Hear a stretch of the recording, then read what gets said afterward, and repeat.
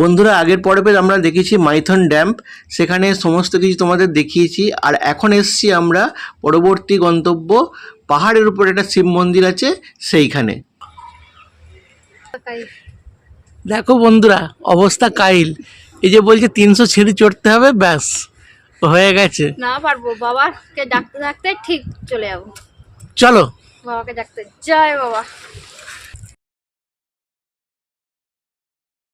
শিব মন্দিরটি পাহাড়ের একদম চূড়ায় অবস্থিত।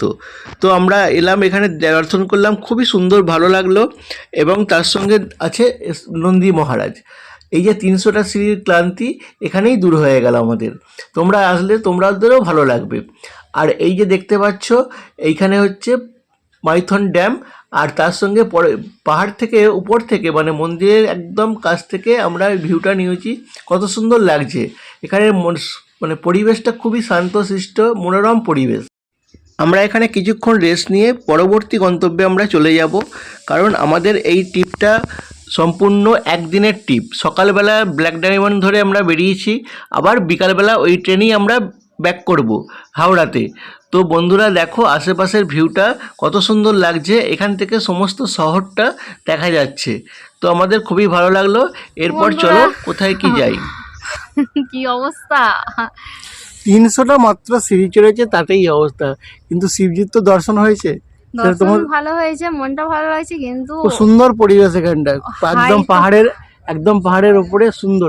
খাড়াই সিঁড়িগুলো, তো ওই জন্য বুঝতেই পারছো কষ্ট হয়ে গেছে একটু। সব ওকে বলছে, ওর কি হচ্ছে না হচ্ছিল, জল খেয়ে খেয়ে ওই তো আস্তে আস্তে যে বাবাকে ডাকতে চলে এসেছি, শেষ পর্যন্ত চলে এসেছি বাবার কাছে। বাবার দর্শন করবো। আর পিছনের ভিউটা একটু দেখো। এই হচ্ছে বরাকর নদী, ওপারে দেখতে পাচ্ছ, ওটা হচ্ছে ড্যাম, মানে কি ওটা মাইথন ড্যাম। তার থেকে বরাকর নদী বেরিয়ে এসে এই নদীর বাহিত হচ্ছে, এটা দিয়ে। খুব সুন্দর জায়গা, খুব ভালো লাগছে। আর একটুখানি রেস্ট নিয়ে নি, তারপর আবার নামবো, তারপর আবার দেখি অন্য কোথাও যাবো, নিয়ে যায়। ঠিক আছে। আমাদের পরবর্তী গন্তব্য কল্যাণেশ্বরী মন্দির। মাইথন ড্যাম্পে আসবার কল্যাণেশ্বরী মন্দিরে যাব না, সেটা তো হতে পারে না। আমরা অবশ্যই গিয়েছিলাম, তোমাদেরকেও দেখাচ্ছি, কিন্তু একটাই সমস্যা, ভেতরে ফটোগ্রাফি অ্যালাউ নেই। সেই জন্য ভেতরে কিছু তোমাদের দেখাতে পারিনি, যা দেখিয়েছি বাইরে থেকে। তোমরা কিছু মনে করো না, কারণ ওখানে অ্যালাউ নেই যেহেতু, আমরা তো যেতে পারবো না, আমরা দেখাতেও পারবো না। আর এই যে দেখতে পাচ্ছ, এই রাস্তার দুদিকেই আছে সমস্ত পুজোর ডালার দোকান, তোমরা ওখান থেকে নিতে পারো।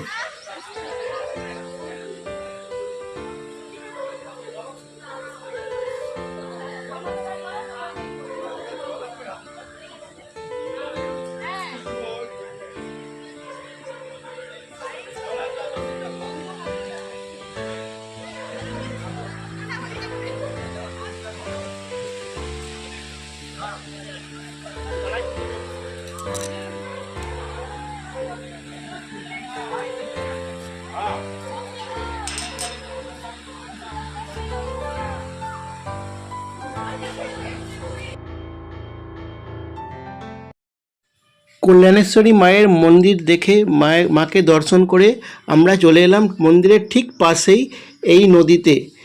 দেখো বন্ধুরা, নদীটা কি সুন্দর লাগছে। এখন জল কম আছে ঠিকই, কিন্তু বর্ষার সময় এর রূপ অসাধারণ হয়ে থাকে।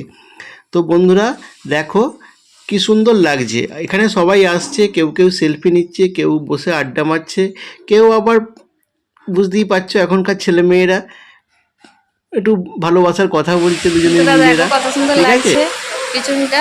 যে মন্দিরটা এসেছি, ঠাকুর তো দেখানো নেই, অ্যালাউ নেই, সেজন্য এই দিকটা পিছন মন্দিরের ঠিক সাইডই এরকম আছে জায়গাটা। ড্যাম একটা কি সুন্দর ঝর্ণার মতন, অল্প ছোট, কি সুন্দর লাগছে। তোমাদেরকে একটু শেয়ার করছি, দেখো কত সুন্দর লাগছে পিছনটা। ঠিক আছে, চলো দেখো সিনগুলো, খুব ভালো লাগছে, তাই না বলো? কল্যাণেশ্বরী মন্দির দেখে আমাদের পরবর্তী গন্তব্য সৈনিক পার্ক। এখানে সমস্ত বলা ভুল, অনেক ধরনের সাপ এখানে রেখেছে, কোনটা বিষধর কোনটা বিষহীন নির্বিষ সেগুলো সব লিখে রেখেছে এবং দেখাচ্ছে। তোমরা দেখো, আমরাও দেখেছি।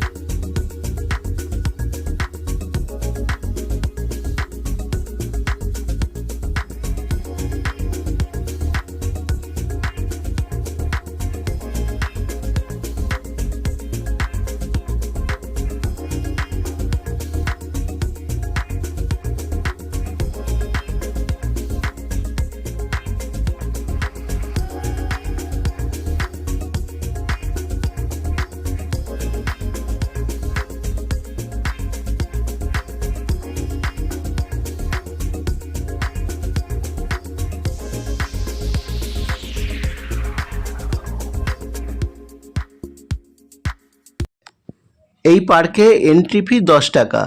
তো বন্ধুরা, তোমরা এলে তোমরাও এখানে দেখবে অনেক রকম সাপের সঙ্গে এখানে পরিচয় করতে পারবে, কোনটা নির্বিষ কোনটা বিষধর সেগুলো সব তোমরা জানতে পারবে। আর এখানেও লেখাও আছে অনেক জায়গায় কি কোন সাপ কী ধরনের খেতে ভালোবাসে সেই সব লেখা আছে।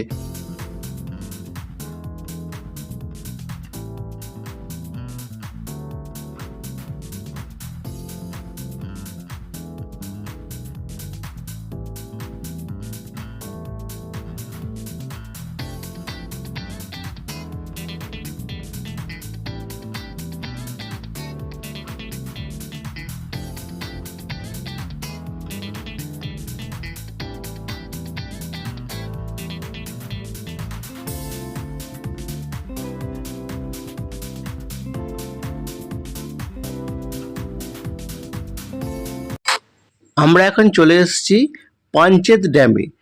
মাইথন ড্যাম তো দেখা হলো, এরপরে আমরা এসেছি পাঞ্চেত ড্যাম। এই হলো পাঞ্চেত ড্যাম, যা মাইথনের পরেই অবস্থিত।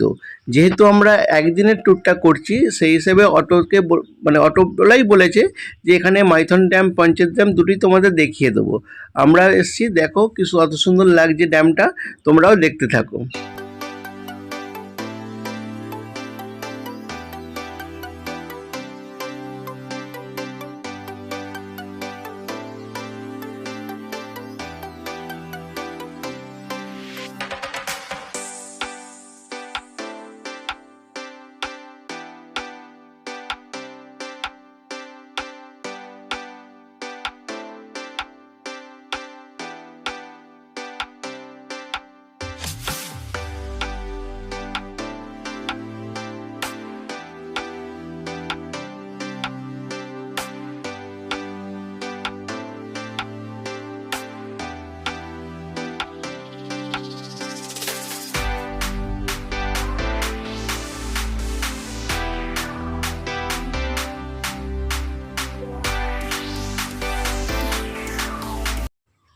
পাঞ্চেত ড্যামে বোটিংয়ের কোনো ব্যবস্থা নেই।